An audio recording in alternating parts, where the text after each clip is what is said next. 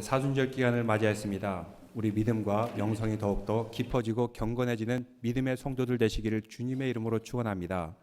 다 함께 오른쪽 왼쪽에 있는 분들 인사드리겠습니다. 주님의 이름으로 축복합니다. 주님의 이름으로 사랑합니다.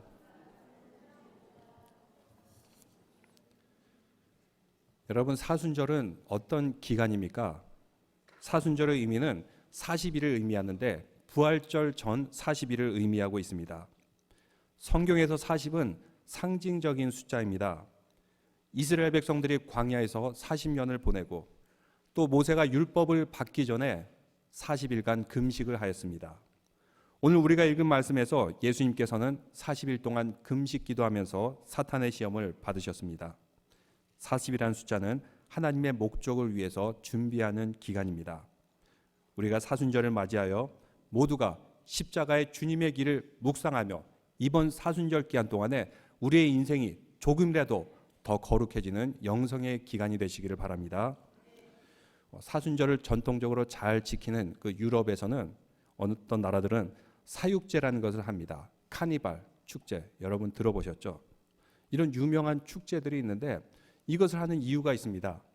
사순절 기간이 돌입하게 되면 사람들이 금욕을 해야 돼요. 어떤 나라, 어떤 도시에는 절대적으로 금욕을 선포하게 됩니다. 이것을 어기면은 법을 어기는 게 돼요. 그러다 보니까 40일 그 기간 동안에 고기를 먹어서는 안 되고 또 단 것을 먹어서도 안 되니까 그 전에 실컷 먹자 하면서 즐기는 것이 사육제, 카니발의 유래입니다. 근데 세월이 지나다 보니까 그 본질적인 의미는 잊어버리고 축제만 남게 되었어요. 이 40일간의 그 기간을 금욕으로만 삼고 하니까 사람들이 위선하게 되고 그리고 본질로부터 벗어나게 되었던 것입니다. 근데 우리 기독교에서는, 개신교에서는 이 금욕이란 말 대신에 절제라는 말을 사용합니다. 우리가 인간적으로 금욕한다, 이것은 위선에 가까울 수가 있습니다. 위선을 부릴 수가 있어요. 그렇지만 40일 기간 동안에 우리가 생명의 삶 더 깊이 묵상하고 하루를 기도로 시작하고 또 기도로 닫고 그리고 또 말씀 묵상하면서 다이어트를 하더라도 살을 뺄 목적으로 다이어트를 하는 것이 아니라 주님의 십자가의 길을 생각하면서 또 음식도 절제하고 또 우리 삶을 더욱더 단순하게 삶을 통해서 믿음과 영성이 더욱더 자라나는 40일 기간이 되시기를 주님의 이름으로 축원합니다. 오늘 말씀 예수님께서 마귀와 함께 시험을 받는 장면이 나오는데 1절 말씀을 한번 다 같이 읽어보겠습니다. 그때 예수께서 성령에게 이끌려 마귀에게 시험을 받으러 광야로 가사. 예수님께서 마귀에게 시험을 받는다라고 할 때 이 시험의 원래 의미는 템프테이션, 유혹의 의미입니다. 예수님께서 유혹을 받으셨다는 것입니다. 우리는 이렇게 생각합니다. 믿음이 좋으면은 유혹이 없을 것이다. 시험이 없을 것이다. 이렇게 생각합니다. 그러나 틀린 말입니다. 우리는 믿음이 더 깊으면 깊을수록 시험과 유혹이 찾아오게 되어 있습니다. 잘 믿어보기로 작정하는 사람, 오히려 시험이 더 많아질 수가 있습니다. 가만 놓아도 죄 짓고 지옥을 향해 달려가는 사람들은 사탄이 건드리지 않습니다. 그래, 네 멋대로 살아라. 그러다가 너는 사망과 지옥으로 떨어질 테니까 나의 영역만 점점 넓혀질 것이다. 그런데 이제 지금 이 순간 예수님께서는 역사를 바꾸는 사역을 하기 바로 직전입니다. 예수님의 오심을 통해서 BC, AD 역사가 바뀌게 되었어요. 사람들이 연대를 다르게 사용합니다. 새로운 역사가 시작됩니다. 이런 중요한 시기에 사탄의 영역이 점점 줄어드는데 가만히 있겠습니까? 끊임없이 집요하고 아주 교묘하게 예수님을 무너뜨리려고 하였던 것입니다. 그래서 예수님께서 어떤 때였냐면 4장 1절 처음에 뭐라고 나와 있습니까? 그때라고 나오는데 그때는 언제입니까? 어느 때죠? 우리가 3장 16절 17절을 보면은 그때가 언제인지 말씀하고 있는데 16절에 보니까 여러분 성경 말씀 보세요. 성경 말씀 3장 16절. 예수께서 세례를 받으시고 곧 물에서 올라오실 때 세례를 받았습니다. 물속에서 아주 깨끗이 씻고 올라온 상태입니다. 그때 세례를 받고 몸도 깨끗할 때 17절에 하늘로부터 음성이 들려옵니다. 뭐라 그래요? 무슨 음성입니까? 내 사랑하는 아들이요 내 기뻐하는 자라. 하나님이 사랑하는 아들이다. 분명히 들었습니다. 기쁨이 충만했습니다. 하나님을 사랑하고 하나님으로부터 사랑받고 그리고 마음의 기쁨과 영성이 아주 충만한 바로 그때입니다. 그런데 이렇게 은혜 받고 마음이 경건하고 아주 좋을 때 사탄이 가만두겠습니까? 사탄은 꼭 기분 좋을 때 기분 잡치게 만들어요. 여러분 그런 경우 있지 않습니까? 기분 좋고 은혜 받고 이제 모든 걸 잘하려고 그러면 꼭 기분 잡치는 일이 일어납니다. 사탄의 시험입니다. 인간을 가만히 놔둔 것이 아닙니다. 성령이 나의 뜻과 나의 생각을 다스리면서 와, 내가 참 경건해졌다. 내가 신앙심이 아주 좋아졌다. 바로 그때 사탄은 꼭 시험을 주게 마련입니다. 예수님께서 광야로 이끌려 가셨는데 이끌려 가신 것은 사탄이 이끌고 간 것이 아닙니다. 누가 이끌고 가셨어요? 성령님께서 예수님을 이끌고 갔어요. 그 마귀의 시험 받기 위해서 오히려 성령님께서 이끌고 갔다는 것입니다. 그래서 시험이 들었을 때 또 유혹을 받았을 때 아, 내가 마귀에게 유혹된 것이 아닌가, 내가 마귀 같은 사람이 아닌가, 그것이 아니라 때로는 성령님에 의해서 우리는 유혹의 현장, 시험의 현장에 맞닥뜨릴 때가 있습니다. 그럼 그 시험 받은 곳이 어디입니까? 한번 사진으로 보여주시겠습니까? 예, 바로 저런 광야입니다. 주위에 아무것도 없습니다. 밤이 되면 어떨까요? 아주 깜깜해지고 사나운 들짐승들이 있습니다. 위험한 곳이기도 합니다. 모래바람이 불어옵니다. 세례를 받고 몸도 깨끗하고 마음도 깨끗할 때 저런 모래바람이 불어오는 황망한 광야 가운데 예수님이 가셨던 것입니다. 그 다음 사진 보여주시겠습니까? 저렇게 광야를 보면 돌이 있는데 돌이 당시 사람들이 주식으로 만들어 먹는 그 떡, 빵하고 아주 비슷하게 생겼어요. 예수님께서 40일간 금식을 하셨습니다. 며칠만 금식해도 사람은 눈에 보이는 게 없습니다.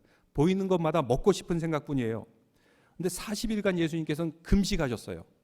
여러분 이 중에서 40일 동안 금식하신 분 계십니까? 예, 없죠. 금식 안 해봤으면 여러분 얘기를 할 수가 없어요. 이거는 함부로 해서도 안 되는 겁니다. 여러분 그 이찬수 목사님 아시죠? 그 목사님의 아버님께서는 40일 금식 기도하시다가 소천하셨어요. 그래서 이찬수 목사님이 내가 뒤를 이어 목사가 돼야겠다 해서 목사가 되신 거 아닙니까? 지금 예수님은 광야에서 완전히 굶주려 죽기 직전의 상황입니다. 아주 위험한 상황입니다. 바로 그때 사탄이 찾아와서 유혹을 하고 시험합니다. 저 돌들 들어 떡을 만들어 먹으라. 어떻게 보면 이것은 매우 필요한 말입니다. 지금 당장 굶어 죽게 생겼는데 뭐라도 먹어야겠는데 예수님은 그런 능력이 있으십니다. 돌을 가지고 떡을 만들 수 있는 능력이 있으세요. 오병이어를 가지고 5,000명도 먹이고 그리고 죽은 자도 살리는 기적을 베푸는데 저 정도야 못하겠습니까? 여러분에게 한번 이런 생각을 해보세요. 나에게 초능력이 있다. 미래를 볼 수 있는 능력이 있고 돌을 들어서 돈으로 만들 수 있는 능력이 있다. 그럼 여러분 무엇을 하시겠습니까? 아마 저하고 똑같은 생각을 하시는 것 같은데 어려운 사람들 도와주고 세계 평화와 구원을 위해서 다들 열심히 이렇게 하실 것 같은 그런 마음이 든데 예수님은 바로 그런 능력을 가지고 무엇을 하셨습니까? 마귀가 말합니다. 근데 여기에는 시험이 있는데 아주 교묘한 시험입니다. 3절 말씀에 이렇게 말씀해요. 시험하는 자가 예수께 나와서 이르되 내가 만일 하나님의 아들이거든. 바로 첫 번째 유혹입니다. 내가 만일 하나님의 아들이거든. 너는 방금 전에 하나님으로부터 내가 기뻐하는 나의 사랑하는 아들이라 그런 말을 듣지 않았냐? 근데 왜 광야 가운데 이 모래바람 가운데 던져져 있냐? 꾀죄죄하고 40일 동안 먹지도 못하고 하나님의 아들이 이렇게 살아도 되니? 사탄은 지금 우리에게도 계속해서 속삭입니다. 너 지금 뭐하고 있냐? 왜 이렇게 한심하게 살아? 웬 고생이야? 좀 더 근사하게 살 수 있고 좀 더 좋은 것을 먹고 더 풍요롭게 살 수 있고 더 좋은 곳에 가고 좀 멋있게 살 수 있지 않냐? 얼마든지 그럴 수 있지 않아? 사탄은 오늘 우리에게도 이렇게 시험합니다. 더 좋은 것을 살아. 더 좋은 것을 꾸며라. 이것은 사탄이 우리의 하나님 자녀됨에 대한 시험입니다. 우리는 하나님의 자녀입니다. 그것으로 충분히 만족해야 되는데 자꾸 쓸데없는 것으로 우리의 만족을 채우게 만든다는 것입니다. 근데 사탄의 유혹이 들어오게 되면 사람은 자꾸 실수를 하게 돼요. 엉뚱한 걸로 채우려고 하고 엉뚱한 것을 바라보고 그러다가 그 인생이 결국은 파멸로 향할 수가 있는 것입니다. 또한 사탄의 시험은 우선순위에 대한 것입니다. 우리가 살아가면서 급한 것이 있고 중요한 것이 있어요. 지금 예수님에게 급한 것은 무엇일까요? 배고파 죽기 직전이니까 빨리 뭘 좀 먹어야 돼요. 떡이 중요합니다. 이것은 합리적인 것입니다. 그런데 더 중요한 게 있다는 것입니다. 왜냐하면 사람은 밥으로만 떡으로만 사는 존재가 아니기 때문입니다. 오늘 성경 4절 말씀 다 같이 읽어보겠습니다. 예수께서 대답하여 이르시되 기록되었으되 사람이 떡으로만 살 것이 아니요 하나님의 입으로부터 나오는 모든 말씀으로 살 것이라 하였느니라 하시니, 사람이 떡으로만, 떡이 필요합니다. 양식이 필요합니다. 하지만 그것만으로 사는 것이 아니라는 것입니다. 양식이 다가 아니다. 그럼 무엇입니까? 하나님의 입으로부터 나오는 말씀. 이것은 하나님의 의, 그 나라를 구하는 것입니다. 그래서 마태복음 6장 33절에 보면 너희는 먼저 그의 나라와 그의 의를 구하라. 그리하면 이 모든 것을 더하시리라. 우선순위가 하나님의 뜻이라고 말씀하고 있습니다.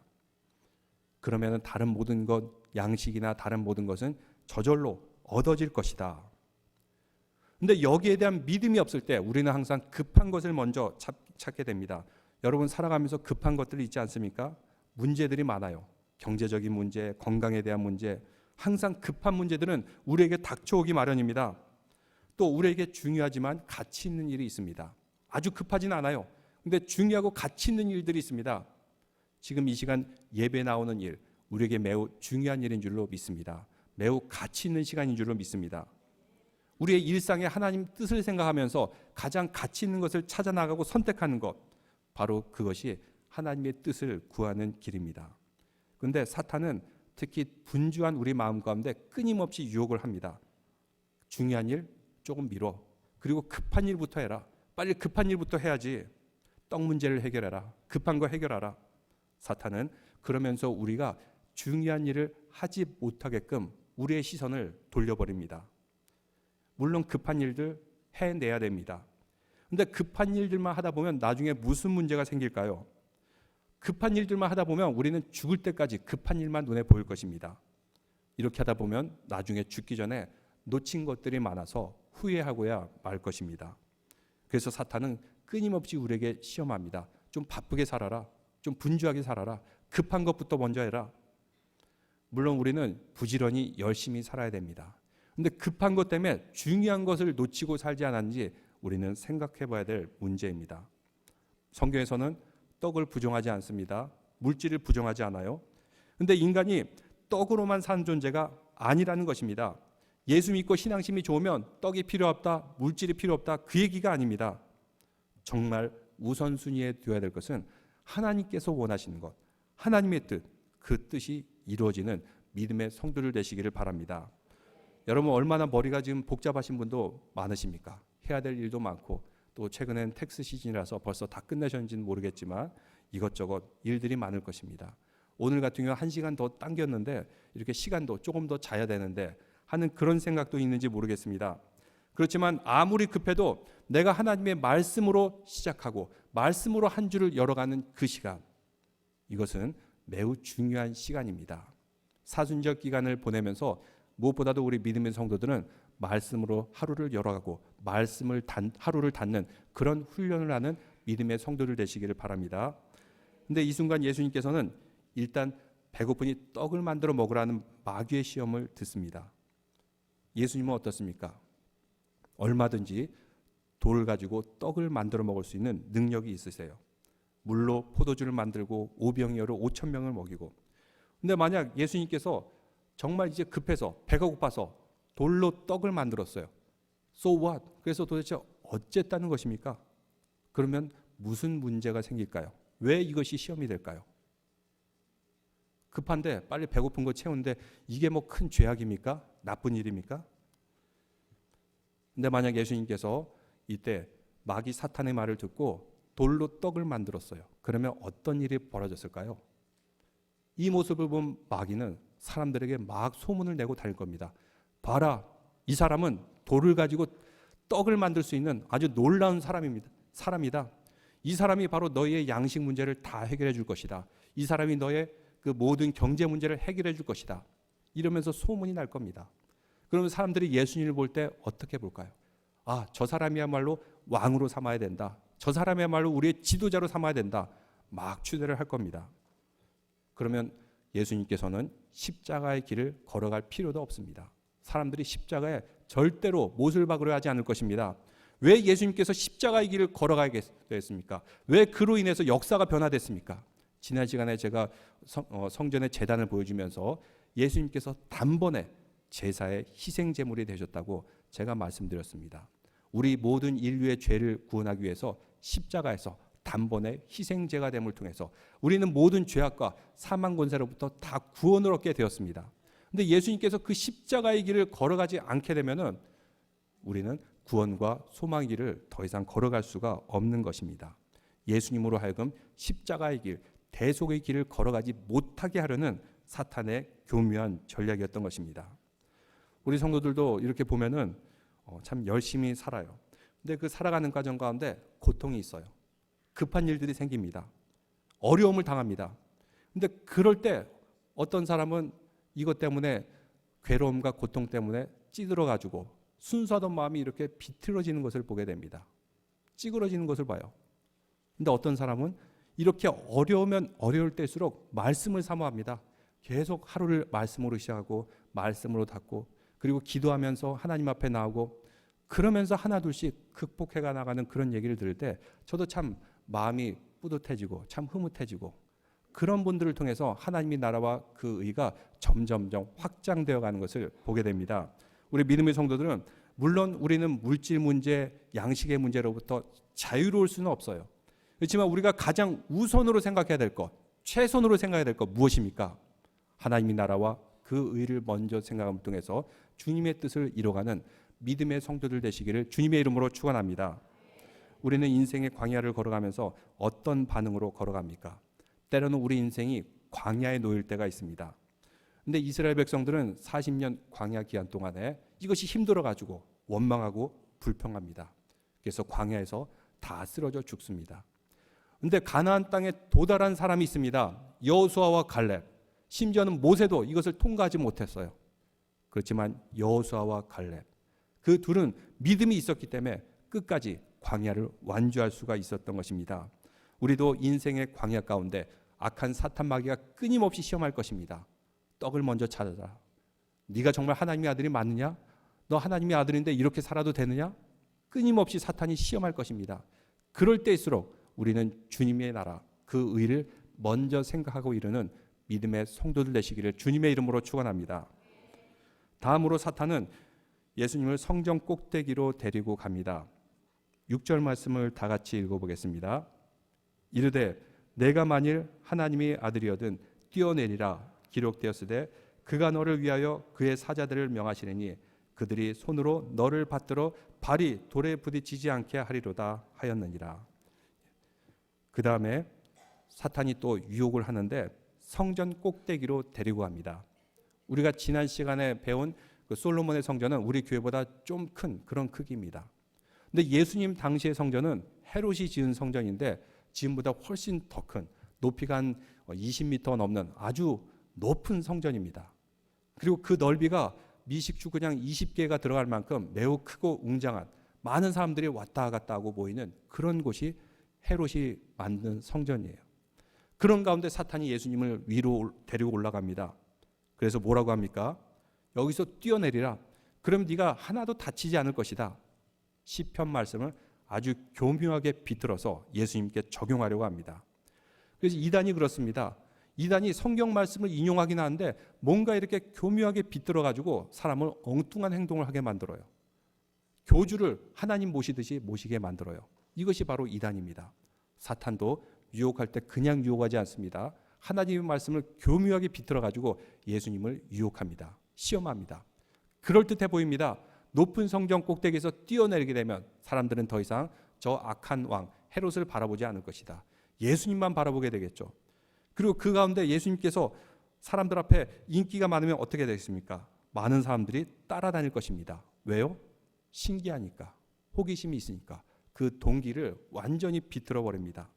십자가의 길을 걸어가기 위해서 주님의 제자가 되기 위해서 쫓아가는 것이 아니라 신기하니까 그냥 호기심으로 예수님을 쫓아가게 만드는 것입니다. 그리고 사람들은 이 모습을 보고 열광하고 환호할 것입니다. 만약 예수님께서 성전 꼭대기에서 뛰어내렸어요. 그때 천사가 받아주었어요. 사람들이 환호하고 신기하고 아주 거기에는 놀라운 일이지만 거기에는 약점이 있습니다. 무엇일까요? 신기하고 놀라운 일이지만 별로 쓸데는 없어요.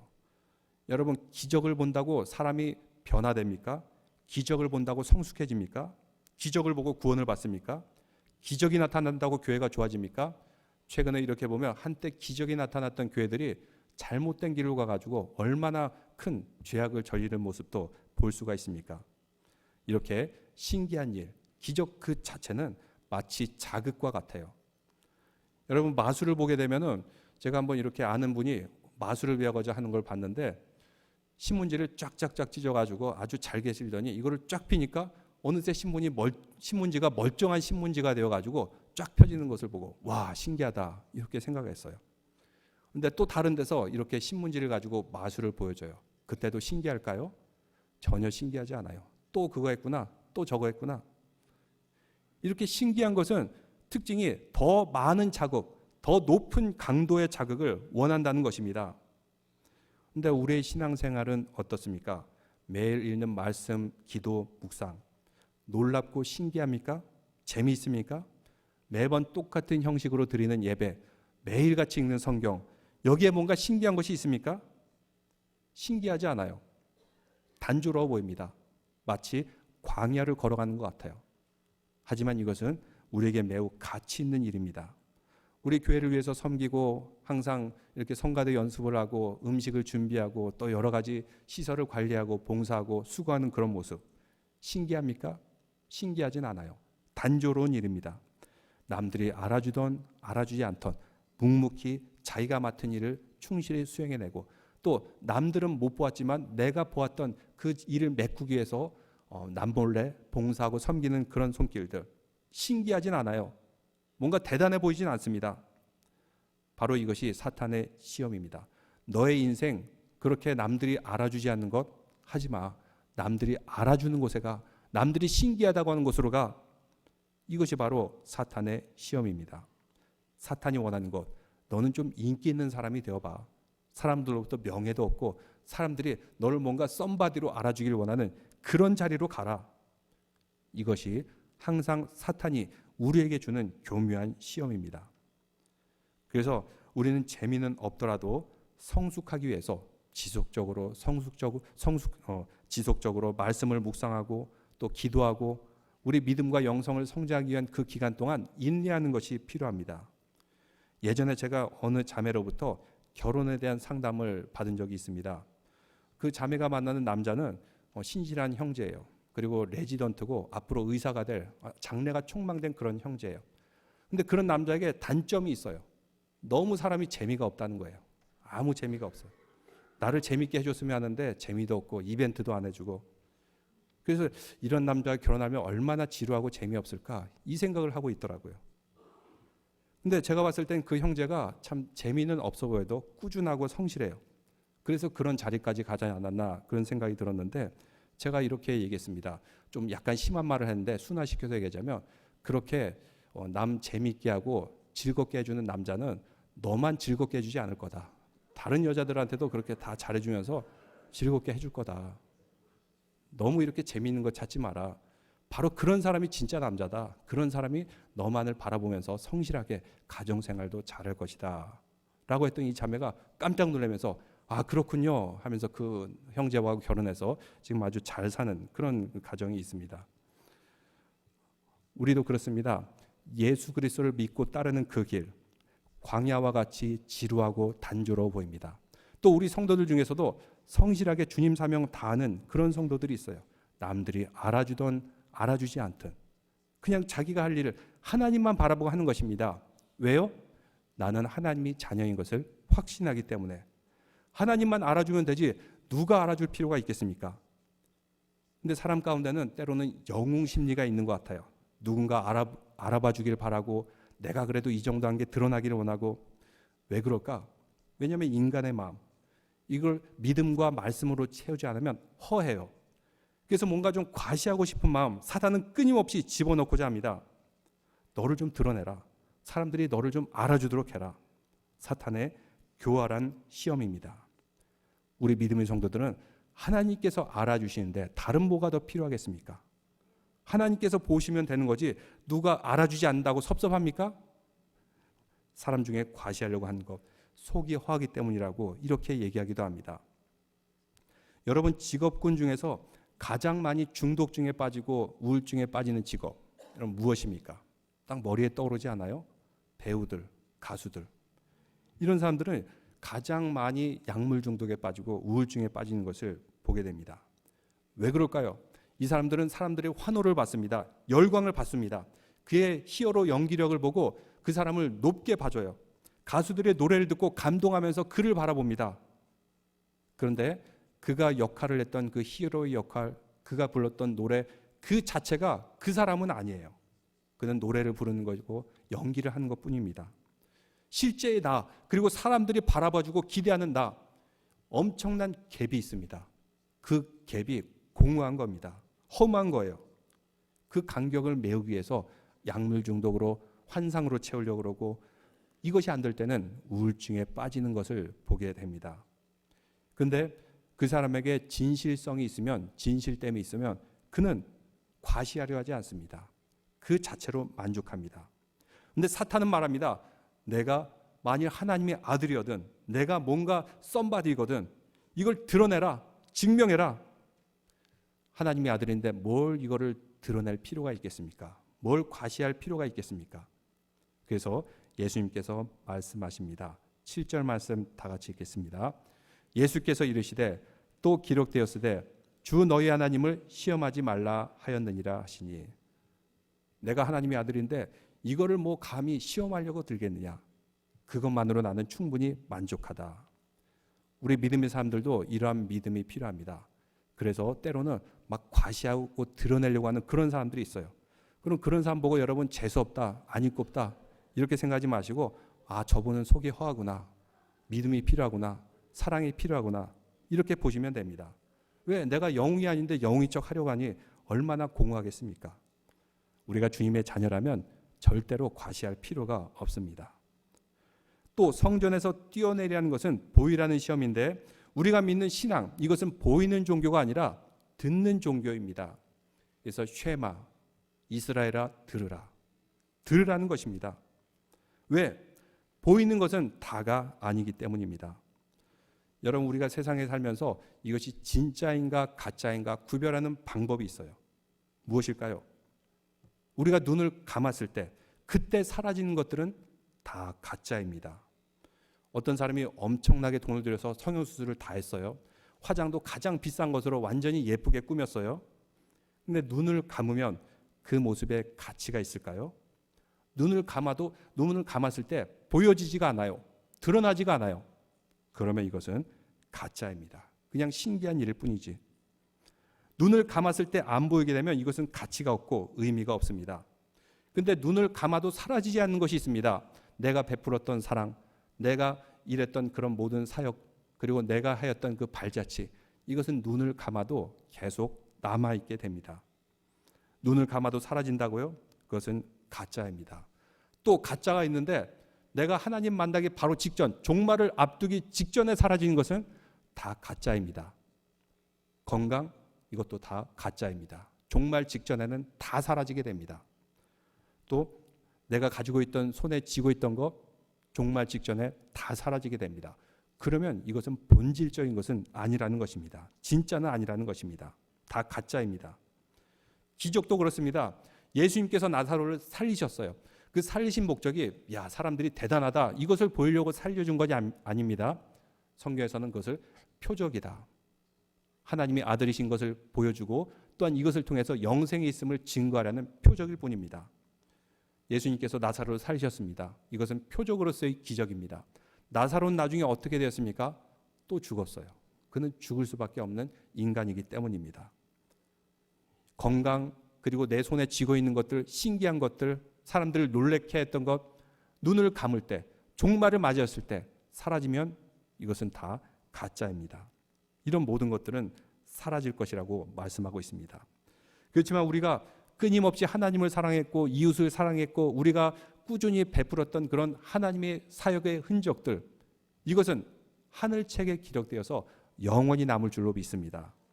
그래서 사순절 기간에는 우리가 내적으로 영적으로 더욱더 충만하게 쌓아가는 기간이 되시기를 바랍니다. 여러분에게 만약 이렇게 마지막 시험입니다. 8절 같이 읽겠습니다. 마귀가 또 그를 같이 읽겠습니다. 8절입니다. 마귀가 또 그를 데리고 지극히 높은 산으로 가서 천하만국과 그 영광을 보여. 9절도 읽겠습니다. 이르되 만일 내게 엎드려 경배하면 이 모든 것을 내게 주리라. 마지막 시험이 도달하게 되었는데 산으로 올라갑니다. 높은 산에 올라가서 예루살렘 그 도시를 보여주며 화려한 도시, 또 로마 양식의 모든 건축들, 이 모든 것을 보여주면서 사탄 마귀가 유혹을 합니다. 내게 엎드려 경배하라. 그래야만 모든 것을 주겠다. 이것이 무엇을 의미할까요? 이것은 수단과 방법을 의미하고 있습니다. 앞으로 예수님께서 사역을 펼쳐나가는데 어떤 방법과 수단이냐? 사탄은 어떤 방법을 원할까요? 전쟁을 하거나 사람을 죽이면서 너의 영역을 점점 넓혀가라. 사실 아무리 인구가 적다 해도 그 인구, 그 민족의 기상, 사기가 높아지면 세계 정복하는 것은 순식간입니다. 우리가 역사를 통해서 볼 수 있지 않습니까? 알렉산더도 그랬고, 그리스 사람들도 그랬고, 페르시아 사람들도 그랬고, 몽고 족속들도 그랬고, 무기도 변변치 않고 인구도 적지만 사기가 높으면 세계 정복하는 것은 그냥 순식간입니다. 지금 이스라엘을 보십시오. 자기들을 둘러싸고 있는 나라가 이집트, 시리아, 이런 레바논, 요르단 2억이 넘는 사람들이 둘러싸고 있어요. 근데 이스라엘의 인구는 고작 250만. 250만의 인구를 가지고 2억이 한꺼번에 덤벼들도록 얼마든지 싸울 수 있는 사람들이에요. 이 사람들이 만약 자기 민족의 기상을 높이기 위해서 세계 정복을 향해 나가면 어떻게 되겠습니까? 예수님이 만약 그런 도화선이 되었다면 어떻게 되겠습니까? 세계는 정복했겠죠. 그러나 그 이후의 세계는 아무 변화도 없이 여전히 약육강식의 세계. 약한 나라들은 항상 지배를 받고 죽임을 당하고, 그리고 강한 나라들은 크게 번성했다가 또 사라지고, 크게 번성했다가 또 사라지고, 이런 역사만 계속 반복되었을 것입니다. 근데 예수님은 이런 마귀 사탄의 방법을 사용하지 않았어요. 어떤 방법을 사용하셨습니까? 예수님께서는 10절 말씀 다 같이 읽겠습니다. 이에 예수께서 말씀하시되 사탄아 물러가라. 기록되었으되 주 너의 하나님께 경배하고 다만 그를 섬기라 하였느니라.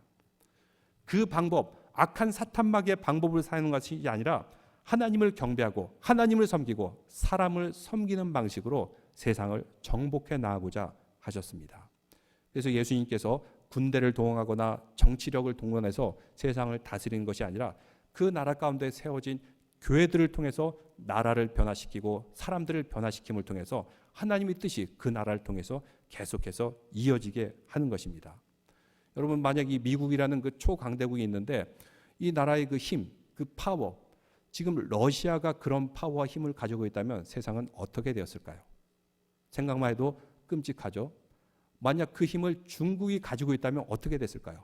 뭐 너무나도 뻔합니다. 우리 한반도가 어떻게 됐을지. 일본이 가지고 있었다면 어떻게 됐을까요? 우리는 너무 어떻게 될지 잘 알고 있어요. 근데 다행히 뭐 미국도 완벽하게 아이디얼한 나라는 아니에요. 그렇지만 미국이 그래도 그 힘을 가지고 있어요. 그래서 어느 정도 이렇게 세계 평화가 유지되는데, 만약 사탄의 방법으로 이 세상이 다스려지게 된다면 언제든지 힘과 약육강식의 나라가 되어서 핵폭탄도 함부로 쏘아대는 그런 종말을 향해 달려가는 그런 세상이 되었을 것입니다. 그런데 하나님께서는 원하시는 것이 있습니다. 주님께서 이 세상을 다스려가기를 원하는데 하나님을 섬기고 사람들을 섬기고 그리고 십자가의 길을 통해서 섬김을 통해서 이 세상을 다스려가기를 원하시는 것입니다. 제가 예전에 어떤 선생님으로부터 들었는데 그 선생님은 이제 고등학교에서 좀 이렇게 기프티드 클래스, 공부 잘하는 아이들을 모아놓은 그런 곳을 가르치는 선생님이었어요. 근데 그 선생님이 이런 얘기를 하더라고요. 그 학생들에게 이런 질문을 했다고 그럽니다. 20년 전이니까 만약 너에게 1밀리언 달러를 주면은 사람을 죽이겠냐? 라고 했을 때 그 공부 잘하는 학생들 몇 퍼센트가 그러겠다 대답했을까요? 그 선생님이 아주 충격을 받았는데 70%의 학생들이 그러겠다 이렇게 대답했다는 것입니다. 그러면서 교육의 심각성에 대해서 얘기한 기억이 있습니다. 우리 신앙생활하는 사람들에게도 날마다 그런 유혹이 있습니다.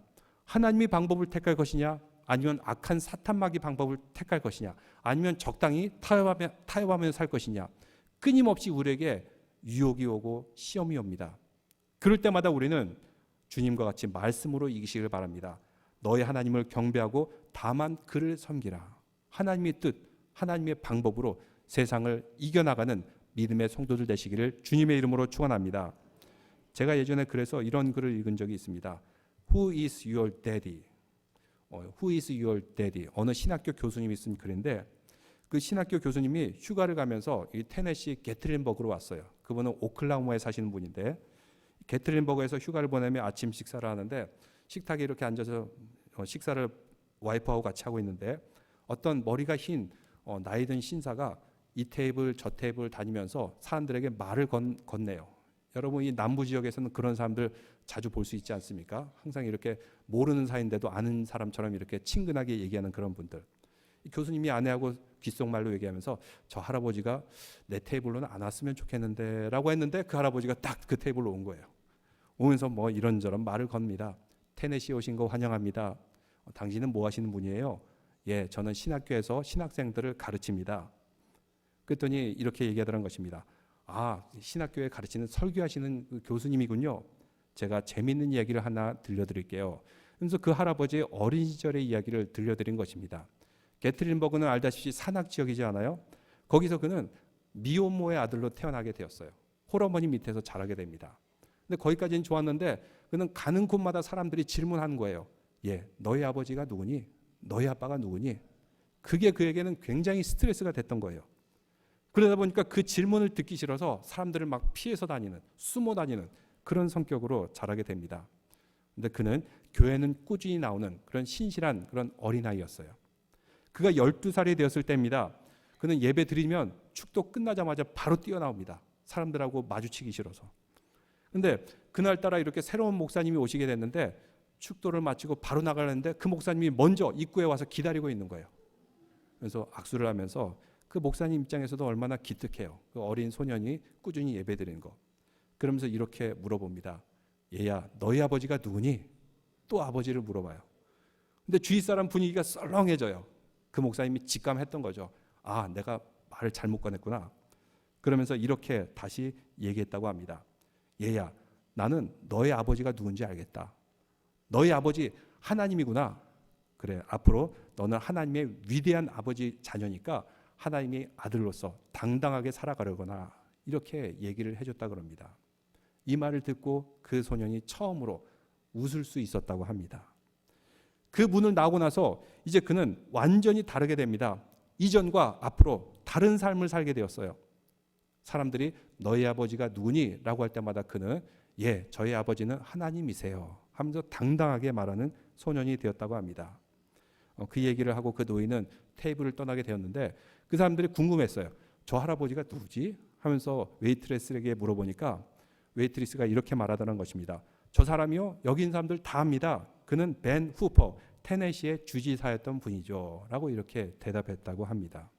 그는 변호사를 거쳐서 공직을 거쳐서 테네시 가버너가 된 아주 독실한 크리스찬입니다. 너는 하나님의 자녀다. 그 말 한마디가 그의 인생을 완전히 변화시켰던 것입니다. 우리는 누구입니까? 모두 다 하나님의 자녀인 줄로 믿습니다. 저를 따라해 보세요. 나는 하나님의 자녀다. 나는 하나님의 자녀다. 다른 더 무엇이 필요하겠습니까? 사탄은 끊임없이 시험합니다. 내가 하나님의 자녀냐? 그럼 이렇게 해라, 저렇게 해라. 비본질적인 것, 가치 없는 것, 그리고 당장 급한 것을 자꾸 떠오르게 하면서 우리를 헷갈리게 만듭니다. 그럴 때일수록 우리는 말씀으로 우리의 중심을 잡아서 부활하신 주님을 영접하는 그 40일 기간 동안 주님의 십자가의 길 묵상하면서 믿음으로 영적으로 더욱더 성장해지는 사순절 기간이 되시기를 주님의 이름으로 축원합니다. 기도드리겠습니다. 하나님 아버지, 우리는 때로는 인생의 광야길을 걸어가면서 여러 가지 시험과 유혹을 만나게 됩니다. 그럴 때일수록 주님의 말씀으로 이런 시험과 유혹을 다 이겨나가게 인도하여 주시옵소서. 항상 급한 것들이 머릿속에 떠올라 우리를 헷갈리게 만들 때가 있습니다. 또한 우리가 신기한 것을 차지하고 내가 뭔가로 되려고 하는 것처럼 우리 자신의 허영심이 가득할 때가 있습니다. 주님, 이럴 때일수록 더욱더 겸허한 마음으로 모든 것을 다 내려놓고 모든 것을 비우고 십자가의 길을 걸어가신 주님을 묵상함을 통해서 부활의 영광도 차지하고 얻는 믿음의 성도들 되게 하여 주시옵소서. 예수 그리스도 이름으로 기도드리옵나이다. 아멘.